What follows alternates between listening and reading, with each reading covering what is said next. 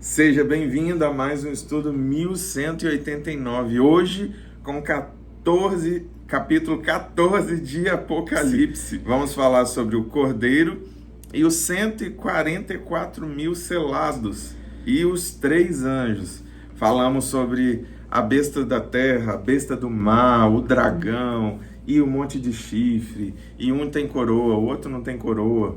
E um tem poder para deixar fogo cair do céu, e tem estátua que vai ter vida, e tem as coisas muito loucas no capítulo 12, e agora vamos ver o capítulo muito louco no capítulo 13, no capítulo 12 também. Então o Apocalipse ele tem essas coisas muito diferentes, né, de todo o contexto bíblico, mas como tem muito estudo, você consegue ver e compreender melhor.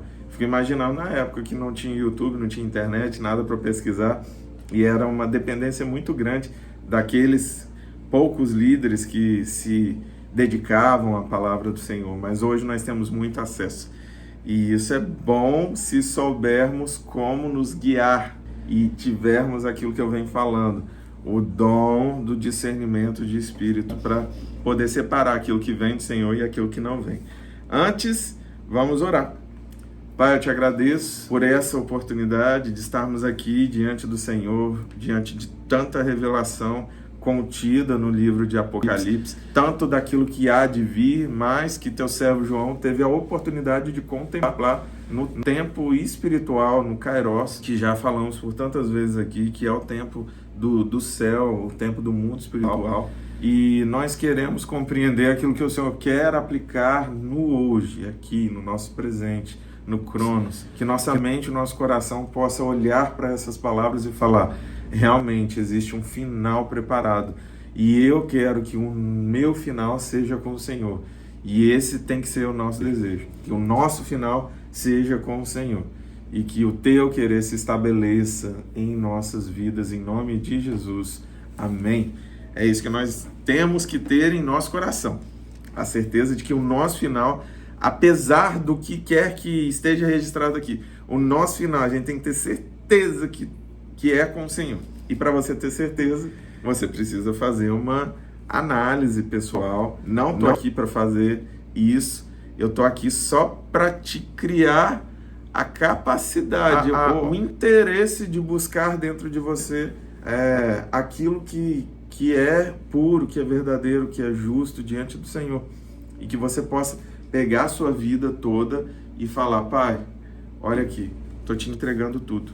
Entrega tudo, todo o seu caminho, toda a sua capacidade, tudo nas mãos do Senhor. Confia nele, mas tudo ele vai fazer.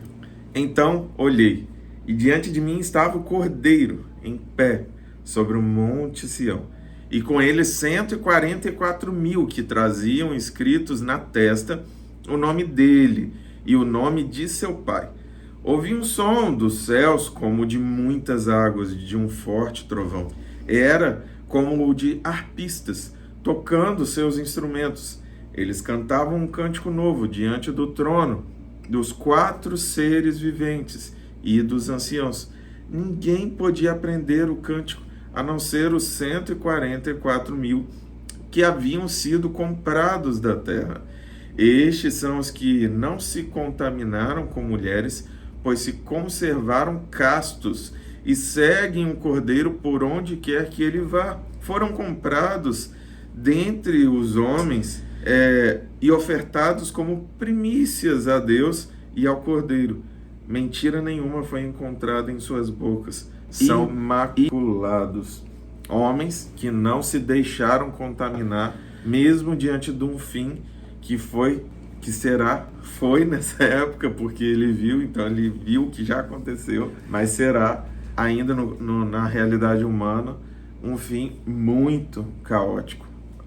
Coisas extraordinárias aguardam a humanidade. E esses 144 mil que foram marcados pelo Senhor, protegidos por eles, não vai ser encontrado neles nenhuma mácula. Eles vão ser castos, serão virgens, homens que não vão se dedicar a nada que não seja a Deus. Então vi outro anjo que voava pelo céu e tinha na mão o evangelho eterno para proclamar aos que habitam na terra, a toda nação, tribo, língua e povo. Ele disse em alta voz: temam a Deus e glorifiquem-no, pois chegou a hora do seu juízo. Adorem aquele que fez os céus, a terra, o mar e as fontes das águas. Um segundo anjo o seguiu, dizendo: Caiu a grande Babilônia, que fez todas as nações beberem do vinho da fúria da sua prostituição. Um terceiro anjo o seguiu, dizendo em alta voz: se alguém adorar a besta e a sua imagem e receber a sua marca na testa ou na mão, também beberá do vinho do furor de Deus, que foi derramado sem mistura no cálice da sua ira. Será ainda atormentado com enxofre ardente na presença dos santos anjos e do Cordeiro. E a fumaça da tormenta de tais pessoas sobe para todo sempre.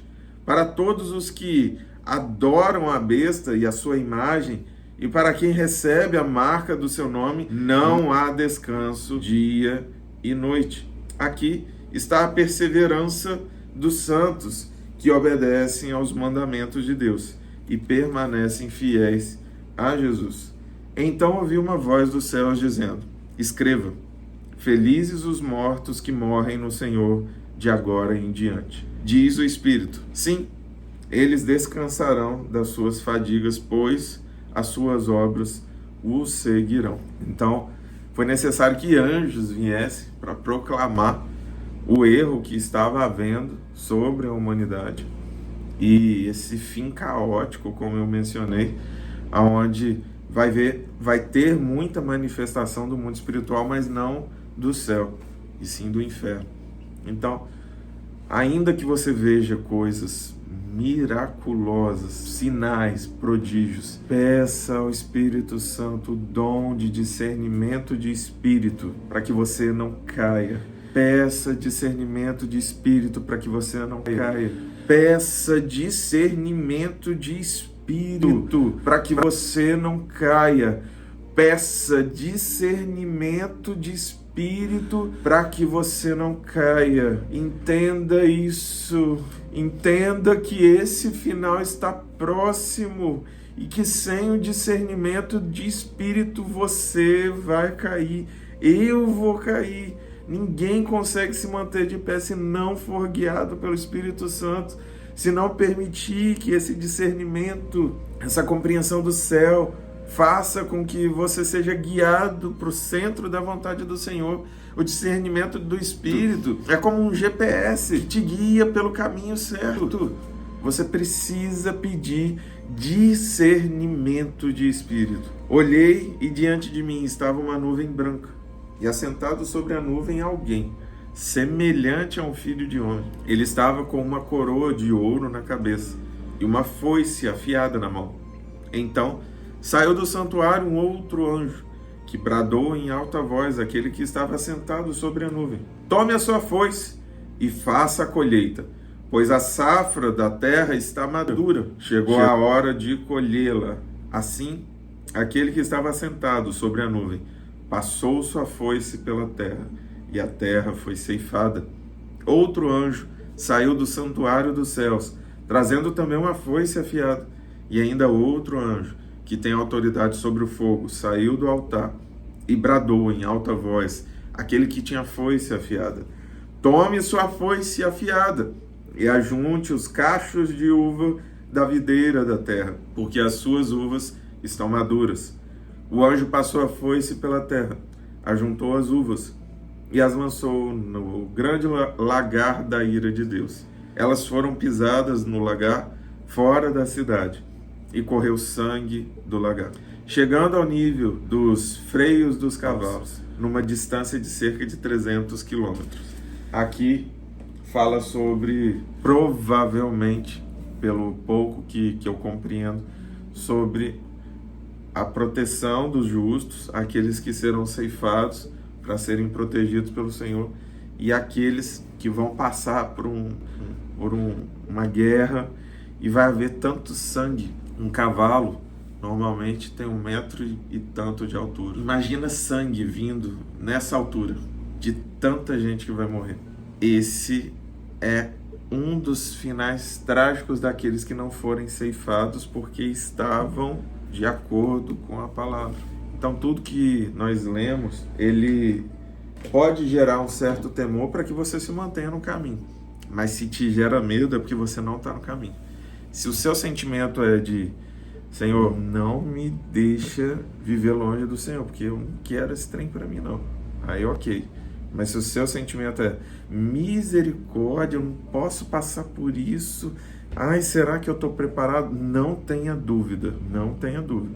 A dúvida, aonde tem dúvida, não tem fé, não tem esperança. Que você busque dentro de você a fé, a esperança de que, ainda que você passe por algo próximo disso aqui, que você passe nas mãos do Senhor, que você confie no Senhor, que você dedique sua mente, seu coração ao Senhor. Só assim você vai ter certeza de que existe uma morada preparada para você. É o que eu busco para a minha vida. Estar tão próximo do caminho, do centro do caminho, que eu não tenha dúvida. Eu não quero saber, isso é pecado? Não quero. Isso daqui é pecado? Eu não quero ficar no limite da vontade de Deus. Eu quero ficar no centro da vontade de Deus. Porque quando estamos no limite, quando estamos na fronteira, qualquer coisa que acontece pode jogar a gente para fora. Mas quando a gente está no centro, ainda que a gente cai no caminho. Que esse seja o segredo da sua caminhada, estar sempre no centro da vontade do Senhor. O que eu desejo para você e para sua casa, para sua família, é que Deus te abençoe. Em nome de Jesus. Te vejo amanhã, 12:00, aqui no canal.